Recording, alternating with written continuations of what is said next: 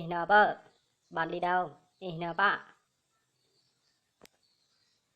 Ngạ ghét, bạn làm gì?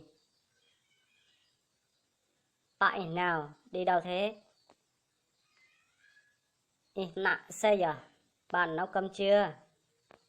Dòng họa xe giờ, anh ăn cơm chưa? Tê nhùm ia giờ, em uống nước chưa?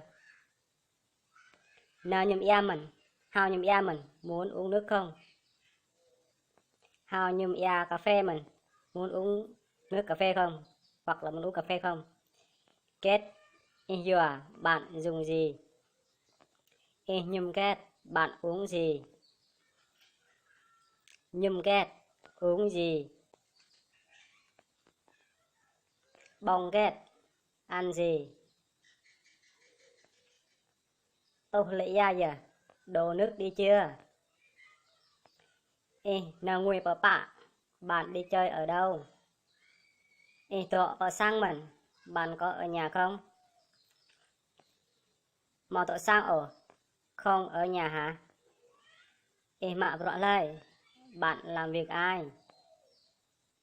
Mạ rõ có họ, làm việc mình nhé. Mau mình, bạn rảnh không?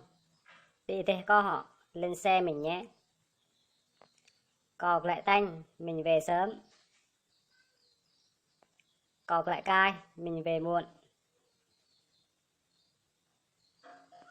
Ngút sang, bong súp yong, vào nhà ăn súp anh ơi. Nhưng miss mình, uống nước ngọt không? Nàng phim, xem phim. Mở nhạc, nghe nhạc.